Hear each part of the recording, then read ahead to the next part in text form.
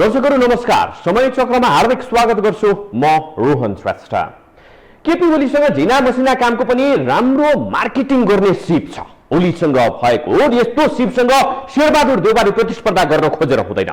ऋणको भारी दोब्बर पुगेको छ। आर्थिक वृद्धि दर ऋणात्मकको आसपास छ।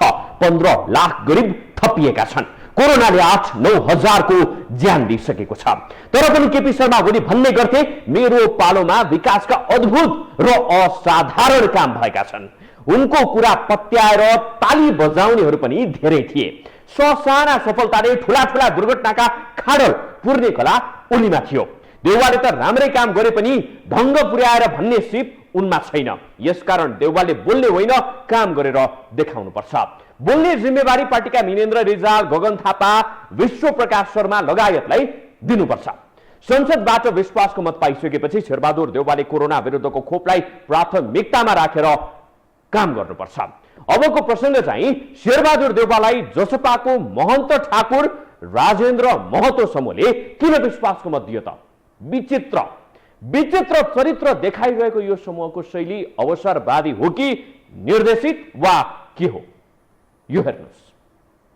जनता समाजवादी पार्टी जसपाको महन्त ठाकुर र राजेन्द्र महतोको समूह कुन विचार, कुन आस्था र कुन मान्यताका लागि राजनीति गर्छ त्यो बुझेर बुझि नसक्नु भएको छ। यो समूहले समग्र नेपालीका लागि राजनीति गर्छ कि तराईका जनताका लागि मात्रै राजनीति गर्छ कि प्रदेश नम्बर 2 का लागि मात्रै राजनीति गर्छ कि वा अरू नै कसैका लागि राजनीति गर्छ थाहा पाउन बडो मुस्किल भएको छ। जुनसुकै खेलमा पनि पक्षधरता एक टिममा मात्रै हुन्छ। दुवै टिमले खेल जितोस् भनेर खेल हेर्न कोही पनि बस्दैन। तर जसपाको महन्त ठाकुर र राजेन्द्र महतोको यो समूहका लागि नैतिक अनैतिक एकै छ, राम्रो नराम्रो एकै छ, संवैधानिक र असंवैधानिक पनि एकै भएको छ। केपी शर्मा ओलीले दुई पटक प्रतिनिधि सभा विघटन गर्दा महन्त राजेन्द्र समूह ओलीतिर थियो। उनीहरूलाई संसद विघटन भएको मज्जा नै लागिरहेको थियो। 12-15 जनाको सांसदको सानो समूह लिएर 11 मन्त्री हत्याउन सफल पनि भए। मन्त्री बन्न पाइने, सुख सुविधा र शक्ति प्रयोग गर्न पाइने अवस्थामा यो समूहलाई केपी ओलीले गरेका सम्पूर्ण असंवैधानिक कार्यहरू कहिल्यै पनि गलत लागेन। संविधान पढ्न नजान्ने, संविधानको मर्म र भावना बुझ्न नसक्ने स्तरका नेताहरू पनि यो समूहमा छैनन्। तर्क वितर्क र कुतर्क नै गर्नुपर्दा महन्त राजेन्द्र समूहका नेताहरूले केपी ओलीलाई पनि मात खुवाइदिएका छन्। तर उनीहरूले आफ्नो विवेकलाई बन्धक बनाए, ओलीले गरेका सबै असंवैधानिक कार्यहरूलाई राम्रो माने, संसद विघटनको पक्षमा उभिए। जनता कोरोनाले मरिरहेको बेला 1.5 वर्ष अघि नै चुनाव गरेर 40 अर्ब खर्च गर्नुपर्छ भन्ने कुरामा यो समूहले नाइ नास्ति पटक्कै गरेन। वयोवृद्ध नेता महन्त ठाकुरको केपी शर्मा ओलीप्रतिको भक्तिभाव, निष्ठा र सम्मान कतिसम्म देखियो भने अरू दलहरूले प्रधानमन्त्री नै बन्न बोलाउँदा पनि उनी गएनन्। उनले भनिरहे, म प्रधानमन्त्री भएर के गर्नु, बाँकी संरचनामा उनीहरूका मान्छे छन्, मेरो चाहना मधेसको एजेन्डा हो, प्रधानमन्त्री बन्ने होइन। पहिलो पटक चाहिँ सरकार बनाउने प्रस्ताव आएको छ। हामीले यस विषयमा कुनै छलफल गरेको छैन। अब जहाँसम्म हाम्रो मुद्दाको प्रश्न छ त्यो चाहिँ अहिले जो प्रधानमन्त्री हुनुहुन्छ ओलीजी, उहाँले अगाडि बढाइदिनु भएछ। फाइल उहाँको पासमा गइसकेको छ। संविधान संशोधन, रेशम चौधरीलाई छुटाउने, आपराधिक मुद्दा फिर्ता लगायत माग यो समूहको थियो। त्यसमध्ये 100 जति मुद्दा फिर्ता पनि भयो। आफ्नो मागहरू पूरा नभएसम्म सरकारमा नजाने अडान लिएको यो समूहले ओलीले माग पूरा गरेकै थिएनन्, तर उनीहरू सरकारमा गए। 3 साता पनि सरकारमा बस्न नपाउँदै काम चलाउ सरकारले मन्त्रीमण्डल विस्तार गर्न नपाउने आदेश सर्वोच्चले जारी गरेपछि 9 मन्त्री र 2 राज्य मन्त्रीको पद गयो। सर्वोच्चको आदेशसँग जसपाका नेताहरूको पद मात्रै गएन, मधेस भन्दै जनता झुक्क्याउने राजनीतिको खेल पनि सकियो। जनताका नाममा आफ्नो दुनो सोझ्याउन अरू दलहरूले जे गर्छन् यी पनि त्यस्तै हुन् भन्ने स्थापित पनि भयो। संविधान संशोधन राग पनि सधैँका लागि स्वाहा हुन पुग्यो। राजेन्द्र महतोले त अस्तिसम्म भन्ने गर्थे के हामी केपी ओलीलाई प्रधानमन्त्री बनाउन जन्मेका हौं, हाम्रो माग पूरा गर्नु पर्दैन। केपी ओलीको सरकारले पहिले समर्थन गरेर हिँडिसकेका होइन, फेरि गर्ने त्यसै कार्यदल बनाइसक्नु भयो। त्यसैको लागि जन्म्या हामी। के भयो भने गर्ने? तपाईँ यी शासक सम्भ्रान्तहरूलाई सित्तैमा समर्थन गर्ने जन्म्या हौ हामी। नगदमा कसरी गर्ने त? अब गर्नु पर्यो, मागहरू पुरा गर्नु पर्यो नि, हुन्छ नि त हुँदैन। यो त पटक राखेको नि, केपी ओलीले पनि राखेको नि, समर्थन पनि गरेको नि त।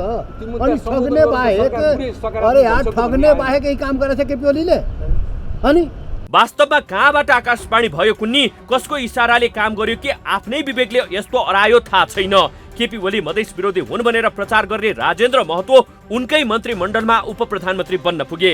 महन्त ठाकुरका लागि आफ्नो उम्मेदवार नै नउठाएको नेपाली कांग्रेसको विपक्षमा ठाकुर उभिन पुगे। कांग्रेसले प्रधानमन्त्रीकै लागि प्रस्ताव पठाउँदा पनि अस्वीकार गर्ने महन्त ठाकुरको समूहमा फेरि कताको हावा चल्यो। यो समूहले आइतबार शेरबहादुर देउवालाई विश्वासको मत दियो। यसपटक देउवाले महन्त ठाकुर पक्षका सबैलाई सांसदको हैसियतमा राखेर विश्वासको मत मागे, त्यो पनि औपचारिकता पूरा गर्न। देउवाले कुनै माग पूरा गर्ने आश्वासन दिएका छैनन्, कुनै सम्झौता गरेका छैनन्। संविधान संशोधन, रेशमको रिहाईको प्रतिबद्धता पनि जाहेर गरेका छैनन्। तर महन्त समूहले पनि देउवालाई समर्थन गर्यो। एकातिर गोप्य रूपमा सहमति गर्ने, बाहिर आएर विरोध गर्ने, अनि त्यो राजनीतिक कोर्सले चाहिँ कहाँ लान्छ भन्दा पिपुलहरूमा चाहिँ इल्युजन के भ्रमको खेती गर्ने, सिर्जना गर्ने र भित्र कन्स्पिरेसी गर्ने यो खालको घटनाक्रमले चाहिँ सत्ता प्राप्तिलाई सहज पनि भएको थियो विगतमा। हो त्यसैको पुनरावृत्तिको रूपमा एउटा देखिन्छ। अर्को चाहिँ सत्तामा नभएपछि चुनाव जित्न गाह्रो हुने भयो। तराई त धेरै निर्वाचन क्षेत्र भएको, जनघनत्व बढी भएको हो। त्यहाँ के हुन्छ भने सत्तामा नहुने बित्तिकै त्यहाँ उपेन्द्र यादवको समूह सत्तामा हुने, महन्तको सत्तामा नहुने बित्तिकै जनमत पनि उपेन्द्र यादवसँग बढी आउँछ भन्ने त्यो डराएको मानसिकताबाट पनि महन्त ठाकुरले सरासर मत दिए भन्ने मलाई लाग्छ। यति विवेक समयमै प्रयोग गरेको भए यो दलप्रति सचेत मानिसहरूको सम्मान बढ्थ्यो। ओलीको स्वेच्छाचारिताले उग्र रूप लिने मौका पाउने थिएन।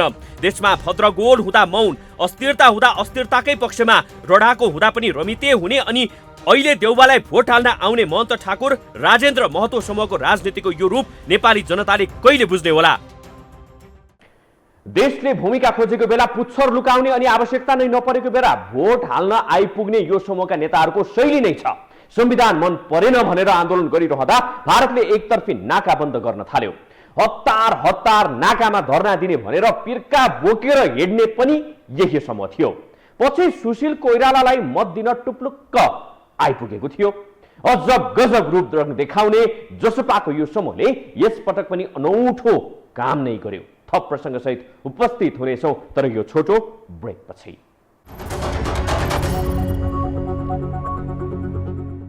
नेकपा एमालेका केही नेताहरू संविधानको धारा 76(5) बाट धारा 76(2) मा फर्किन सकिन्छ भन्ने निष्कर्ष निकालेर बसेका छन्। अर्थात् उनीहरूको चाहना मौका मिलेमा देउवा सरकार ढाल्ने भन्ने अहिले पनि छ। 9 महिनामा सरकार फेर्ने, आफ्नो र आफन्तको मुहार फेर्ने बानी परेकाहरूले फेरि सत्ता समीकरणको खेल सुरु गरे भने अनौठो नमाने पनि हुन्छ। नयाँ प्रधानमन्त्रीलाई सुझाव दिनेहरूको लर्को लागेको छ। प्रधानमन्त्री देउवाले सुधारका केही संकेत देखाएका पनि छन्। प्रधानमन्त्रीको सरकारी निवासमा पार्टीको बैठक राख्ने परम्परा अन्त्य गर्छु भन्नु पनि राम्रै हो। सार्वजनिक खर्च कम गर्ने उपायहरूको खोजी गर्न 9 वर्ष अघि एउटा आयोग बनेको थियो। त्यो आयोगले दिएका सुझावहरू कार्यान्वयन गरिदिने मात्रै हो भने देशले केही गुमाउँदैन। कसैको कुबलो हुँदैन, तर देउवाको लोकप्रियता 81 चुलिन्छ। अनावश्यक मन्त्रालय, 30-40 वटा महाशाखा, धेरैवटा विकास समिति, आयोगहरू खारेज गर्नुपर्छ भन्ने त्यो आयोगको सुझाव थियो। कर्मचारी पाल्न मात्रै गठन भएका धेरै निकायले खारेजी पर्किरहेका छन्। यो सुरुवात देउवाले गर्न सक्लान् त? अबको प्रसंग भीम रावलले किन दिए सांसद पदबाट राजीनामा? यो राजीनामाको अन्तर्य के हो? यो हेर्नुहोस्। 2052 सालमा माओवादी विद्रोह सुरु हुँदा शेरबहादुर देउवा प्रधानमन्त्री थिए। माओवादी लडाकुहरूले राज्यका विभिन्न आधारहरूमा ध्वंस गर्दै गएपछि माओवादी नेताहरूको टाउकोको मूल्य तोक्ने अवस्थामा पुग्यो। माओवादी कमान्डरहरूको टाउकोको मूल्य तोक्ने बेला पनि शेरबहादुर देउवा नै प्रधानमन्त्री थिए। टाउकोको मोल तोक्ने देउवा र तोकिने प्रचण्ड बाबुराम बीच अहिले सरकार गठनमा सहमति कायम हुन सक्यो। तर एमाले मिलाउने कार्यदलमा बसेर 10 पुरै सहमति पहिले आएका नेता डाक्टर भीम रावललाई के बैराग चल्यो थाहा भएन। उनले आइतबार सांसद पदबाट राजीनामा दिए। पछिल्लो समय प्रतिनिधि सभाको विघटनदेखि पुनर्स्थापना र प्रधानमन्त्रीले विश्वासको मत लिने अवस्थासम्म आइपुग्दा उच्च राजनीतिक नेतृत्व तहमा देखिएको अनियन्त्रित र चरम अनैतिक राजनीति, स्वेच्छाचारी व्यवहार तथा देश, जनता र पार्टीको हितभन्दा निजी स्वार्थ, अहम, प्रतिशोधी र षड्यन्त्रकारी चरित्र एवं कार्य देख्दा देश र जनताको हितलाई सर्वोपरि सम्झने जुनसुकै नेपाली नागरिकको मनमा घृणा उत्पन्न हुन्छ। यस्तो स्थितिमा अनैतिक राजनीति तथा देश र जनविरोधी राजनीतिक अभ्यासको मतियार हुनुभन्दा त्यसबाट अलग हुनु श्रेष्ठ भएकोले उक्त प्रकारको दूषित खेलबाट आफूलाई अलग गर्दै प्रतिनिधि सभाको सदस्य पदबाट राजीनामा दिएको छु। पढेका र विद्वान समेत कहलिएका डाक्टर रावल कहिले आफ्नो भौतिक सुरक्षामा चुनौती थपिएको दावी गर्छन्, कहिले भारतीय जासुसी संयन्त्र रले धम्की दिएको बताउँछन्। बोलीमा तिखर, तर्कमा स्पष्ट डाक्टर रावललाई आइतबार एकाएक के भयो कसैले चाल पाएनन्। उनले हठात सांसद पदबाट राजीनामा दिए। केपी शर्मा ओलीलाई स्वेच्छाचारी, निरङ्कुश, दम्भी मात्रै होइन, अनेक शब्द र वाक्यबाट आलोचना गर्ने मध्येका एक रावल पनि हुन्। ओलीलाई प्रधानमन्त्री र पार्टी अध्यक्षबाट समेत हटाउनु पर्छ भन्ने मान्यतामा रावल अकटक दृढ थिए।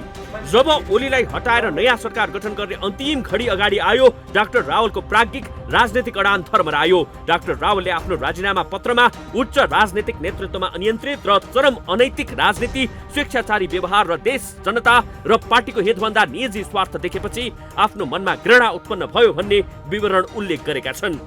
अरूमा चरम अनैतिक चरित्र देख्ने डाक्टर रावलले कसले कस्तो अनैतिक राजनीतिक चरित्र देखायो, राजीनामा पत्रमा उल्लेख भएका आरोपहरू कसका लागि हुन्, रावलका गम्भीर आरोप को प्रति लक्षित हुन् भन्ने प्रश्नको जवाब राजीनामा पत्रमा छैन। देश र जनताको हित छाडेर निजी स्वार्थमा लागेका नेताहरूको चरित्रमा ढाकछोप गर्ने, खराब नेताहरूको असलियत जनता अगाडि नराखी लुकाउने काम रावलको पत्रले गरेको छ। 2 महिना अघिसम्म केपी ओलीका कट्टर आलोचक रावलको मुभ एकाएक विपरीत दिशामा हुन पुगेको छ। यो 2 महिनामा डाक्टर रावलमाथि कसले टुनामुना गर्यो, कसले के चमत्कार वा काला जादु चलायो थाहा छैन, तर जानकारहरू भन्छन् केही न केही त भएकै छ। भित्री कुरा जनतामा लुकाउने र बाहिरी कुरामा अल्मल्याएर स्वार्थ पूरा गर्ने चाहना रावलको हुन सक्छ। 2 महिनामा के त्यस्तो मिराकल भएर सबैभन्दा चर्को विरोध गर्ने भीम रावल केपी ओलीसँग नजिक भन्नुभयो होइन। एउटा यो घटनाले पनि त्यसको इन्डिकेट गर्छ। त्यो के देखिन्छ भने भोलि पार्टी एकीकरणका लागि माधव नेपाल समूहले केपी शर्मा ओली पार्टीभित्र कमजोर हुँदै जानुभयो र पार्टी एकीकरण गरेर माधव नेपाल लगायतकाले पार्टी आफ्नो पकडमा आउने हो भने भीम रावललाई चाहिँ अहिले छ नि एउटा सेफ कार्डको रूपमा चाहिँ प्रयोग गरेको हो कि भन्ने एउटा त्यो देखिन्छ। पार्टी अध्यक्ष केपी ओलीले माधव नेपाल समूहका नेता रावललाई कार्यकारी अध्यक्षको जिम्मेवारी दिने आश्वासन दिएको चर्चा छ। पार्टी एकताका लागि गठित कार्यदलको सदस्य समेत रहेका रावलले 10 बुँदामा सहमति जनाए। त्यो 10 बुँदेलाई अध्यक्ष केपी शर्मा ओलीले अनुमोदन पनि गराए, तर माधव कुमार नेपाल समूह कार्यदलको सहमतिमा सन्तुष्ट हुन सकेन। माधव नेपाल सहित 22 जना एमाले सांसदहरूले प्रधानमन्त्री शेरबहादुर देउवाको पक्षमा विश्वासको मत पनि दिए। नेता रावल देउवालाई विश्वासको मत दिनु त कता हो कता, भएको सांसद पद समेत त्यागेर चरित्रवान हुनतिर लागे। रावलले आफू ठिक उच्च राजनीतिक नेतृत्व खराब भनेका छन्। उनले भन्न खोजेको उच्च राजनीतिक नेतृत्व भनेको को हो? माधव नेपाल हुन् कि केपी शर्मा ओली हुन् वा अरू कोही हो? यो जान्ने अधिकार जनतामा छ कि छैन? छ भने नेता रावलले प्रश्नको जवाब देऊन्। नेता रावलले शीर्ष नेतृत्वमाथि गम्भीर आरोप लगाएका छन्। उनले भनेको शीर्ष नेतृत्व आफ्नो निजी फाइदाका लागि देश नै डुबाउने खालको छ।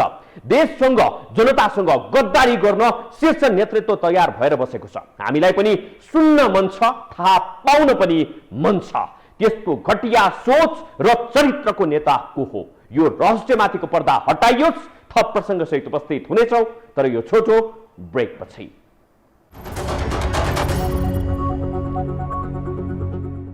नयाँ ठुला योजनाहरू सुरु गरिहाल्ने, ठुला योजनाहरूको उद्घाटन गरिहाल्ने स्थिति छैन। नयाँ प्रधानमन्त्रीले कम्तीमा आफ्नो यो कार्यकालमा अति जरुरी नपरी नयाँ गाडी खरिद गर्न दिन्न, भोज भतेरमा खर्च गर्न दिन्न, चियापान र अतिथि सत्कारका नाममा फजुल खर्च गर्दिन, अनावश्यक भत्ता प्रचार औपचारिकतामा फजुल खर्च रोक्छु भनेर अघि बढ्ने हो भने नयाँ सरकारले नयाँ जोश ल्याइहाल्छ। यस्तो गर्ने चाहना नेपालमा अरू कसैले राखेर हुँदैन। मात्रै एक अर्थात् प्रधानमन्त्रीले राखे भने त्यो चाहना पूरा हुन सक्छ।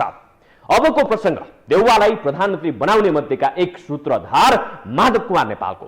ओली पक्षले भने चाहिँ नेपाल लाल गद्दार हुन् या इमान जमानको पक्का एक राजनीतिज्ञ हुन्। यो हेर्नुहोस्। अधिकारको दुरुपयोग गर्दै अघि बढ्न थालेपछि नेकपा एमालेका वरिष्ठ नेता माधव कुमार नेपाल तत्कालीन प्रधानमन्त्री केपी शर्मा ओलीसँग असन्तुष्ट बने। ओलीले गर्ने एकलकाटे निर्णयमा विमति जनाउन थाले। ओली सुध्रिने भन्दा पनि नेपाल समूहलाई पेलेरै अगाडि बढ्ने सुरमा अघि बढे। अन्तिम विकल्पका रूपमा माधव नेपाल ओली सरकार ढालेर क्षति न्यूनीकरण गर्ने निर्णयमा पुगे। नेकपा माओवादी केन्द्रका अध्यक्ष प्रचण्ड, कङ्ग्रेस सभापति शेरबहादुर देउवा लगायतसँग नेपालले ओली सरकार ढालेर नयाँ बन्ने सरकारलाई मतदान गर्ने कुरामा सहमति जनाए। ओली सरकार ढाल्ने मामिलामा सहमति जनाएका माधव नेपालले प्रधानमन्त्री देउवालाई विश्वासको मत देलान् कि नदेलान् भन्ने ठूलो शङ्का थियो। उनकै पार्टी नेकपा एमालेबाट पनि उनलाई चरम दबाव थियो। आफ्नै पक्षबाट कार्यदलमा गएका नेताहरूले समेत नेपालको साथ छाडेका थिए। त्यस्तो दबावका बीच नेता नेपालले इमान देखाए। आइतबार प्रधानमन्त्री शेरबहादुर देउवालाई विश्वासको मत दिए। नेता नेपालले मात्रै होइन, उनको पार्टीका 22 सांसदले पनि शेरबहादुर देउवाको पक्षमा मतदान गरे। यता देउवाको पक्षमा मतदान, उता पार्टीमा लाल गद्दारको आरोप लागेपछि अहिले प्रश्न उब्जेको छ, माधव नेपाल इमान जमान भएका नेता हुन् कि लाल गद्दार हुन्? मलाई के लाग्छ भने उहाँको पार्टीको पर्सपेक्टिभले त लाल गद्दार होइन। उहाँलाई त भन्छ नि त पार्टी, आफ्नो पार्टी छोडेर गयो, पक्का त्यो पार्टीको इथिक्सभित्र बसेर हेर्नेले त लाल गद्दार भन्छन् होइन। अब अर्को चाहिँ यताबाट हेर्दा चाहिँ होइन, यो कोअलायन्स गभर्मेन्ट बनाउने हामी पार्टी नै फुटाएर जाने भन्ने हिसाबले चाहिँ भन्दाखेरि एक हिसाबले इमान्दार हो। तर मूल कुरो के छ भने यो दुईटा कन्टेक्स्टमा बुझिएको र दुईटा कन्टेक्स्टमा भनिएको विषयवस्तुलाई त्यो कन्टेक्स्ट नबुझी भन्नु चाहिँ त्यति उपयुक्त होइन। सर्वोच्च अदालतको परामर्शसँगै शेरबहादुर देउवा प्रधानमन्त्री बनेपछि नेता नेपालले अब आफू गठबन्धनमा नरहन सक्ने तथा संस्थागत निर्णयबाट अघि बढ्ने बताएका थिए। एमाले विवाद समाधान कार्यदलले तयार पारेको 10 बुँदे सहमतिको निर्णयपछि उनको यो जवाफले एमाले एकतामा नयाँ मोडको आशा गरिएको थियो। तर सत्ताच्युत भएर रन्थनिएका ओलीले बालकोटको बारदलीबाट नेपालका लागि एमालेमा कुनै ठाउँ नभएको बताए। नैतिक दबाव र धर्म सङ्कटका बीच नेपालले देउवाको पक्षमा मतदान गरे। उनका केही नेताहरूले विश्वासको मत दिनु आफ्नो कर्तव्य रहेको अभिव्यक्ति दिँदै आएका थिए भने केहीले कार्यदलको निर्णय मान्दै संस्थागत निर्णयमा जानुपर्ने बताएका थिए। एमालेकै स्थायी समितिले देउवालाई मत दिनेहरू एमाले नरहने निर्णय पनि गरेको थियो। इमान जमानका पक्का नेता नेपालले आफू एक्लै भए पनि विश्वासको मत दिने बताएपछि उनको यही निर्णय पार्टी विभाजनको आधार बन्ने धेरैको आकलन थियो। यस्तो शङ्का अहिले पनि जीवितै छ। एमालेको आन्तरिक राजनीतिमा नयाँ मोड ल्याउने काम चाहिँ ओली पक्षमै गनिने अरू 10 सांसदको भूमिकाले गर्यो। नेपाल पक्षका भनेर चिनिएका 10 सांसद तटस्थ बस्ने निर्णय गरिरहँदा कुनै बेला ओलीले नै मन्त्री बनाएका प्रेम आले अनि ओलीलाई बहुमत पुर्याउन सांसद अपहरण गरेका कृष्ण कुमार श्रेष्ठ, किसान लगायतका 8 जनाले देउवालाई मत दिए। एउटा त व्हिप नलाग्ने हुनाले जो जता पनि जाने भए होइन। त्यसमा ओलीसँगको रिस उठेका मान्छेले यता र माधव नेपालसँग रिस उठेकाले उताहरूले त्यो देखियो। तथापि माधव नेपालसम्म रहेकाहरू पार्टी एकीकरण जोगाउनुपर्छ भन्नेहरू बरु अलि संयम देखिए होइन। तर ओली समूहमा रहेकाहरूले चाहिँ कतिपयले ओलीका विरुद्धमा देउवालाई मत हाले। एउटा चाहिँ यो पाटो के देखिन्छ भने अब सत्तामा जानको लागि, किन अब त्यो चुनावसम्म यही सरकार भन्ने देखियो, सत्तामा जानको लागि पनि एउटा सहजता यो देखियो। मन्त्री नै नभए पनि त भोलि मन्त्री त पुनर्गठन गर्न सक्छ नि त होइन। गुड यो कारणले पनि भोलिका लागि पनि एउटा बायोडाटा र प्रोफाइल बनाउनका लागि पनि हाले। र नेपालको राजनीतिमा के छ भने जो धेरै विरोध गर्छ त्यो धेरै गोप्य रूपमा त्यसले समर्थन गर्छ के। अझ गजब चाहिँ के भयो भने ओली सरकारमा 9 मन्त्री र 2 राज्य मन्त्रीको ठूलो भागसहित गएको जसपाको महन्त ठाकुर राजेन्द्र महतो पक्षले समेत देउवालाई विश्वासको मत दियो। यो परिदृश्य हेर्दा माधव नेपाल आफ्नो निर्णयमा अडिग देखिए भने अरू अवसरवादी जस्तो ठहरिए। यो परिदृश्यले स्पष्ट पार्यो कि ओलीको ओह्रालो यात्रामा साथ छाड्नेहरू देखा परिसकेका छन्। स्वार्थ रहँदासम्म ओलीको साथ, स्वार्थ पुरा भएपछि देउवाको साथमा जानेहरूका कारण अहिले ओली कमजोर प्रतिपक्षी दलको नेता जस्तो बनेका छन्। सम्भवतः पार्टीमा समेत पहिले झैँ ओली हाबी हुन वा माधव नेपाल समूहमाथि आक्रामक बनिरहन सक्ने छैनन्। ओली समूहको शक्ति उनको ओह्रालो यात्रासँगै निरन्तर घटिरहेको छ। हिजोका दिनमा प्रतिपक्षमा चित्त बुझाएर बसेको कङ्ग्रेसका सभापति देउवा 165 मतसहित सत्तामा रहँदा ओली पक्षमा अहिले 83 सांसद मात्र रहेका छन्, जबकि एमालेका 121 सांसद छन्। इतिहासले माधव कुमार नेपाललाई कसरी मूल्याङ्कन गर्छ थाहा छैन, तर उनले यसपटक आफ्नो वचन पूरा गर्न ठूलो जोखिम उठाए। यही कारण उनको राजनीतिक भविष्यले नयाँ मोड लिन सक्छ। नेकपा एमालेमा उनी थप प्रभावशाली बन्न सक्छन्। संस्थापन पक्षको सजायको भागीदार पनि बन्न सक्छन्। संस्थापनले त भनि नै सक्यो कि शेरबहादुर देउवालाई मत दिने 22 जनाले अक्षम्य अपराध गरे। दर्शकवृन्द, समय चक्रका साथै यस टेलिभिजनका सम्पूर्ण समाचार बुलेटिन कार्यक्रम यो टेलिभिजन.com, यो खबर.com, युट्युब र फेसबुकमा पनि पढ्न र हेर्न सक्नुहुनेछ। मोबाइलमा यो टिभी एप डाउनलोड गरी हामीलाई प्रत्यक्ष हेर्न सक्नुहुनेछ। समय चक्रको आजको प्रस्तुति सकियो। अहिलेलाई बिदा दिनुहोस्। नमस्कार।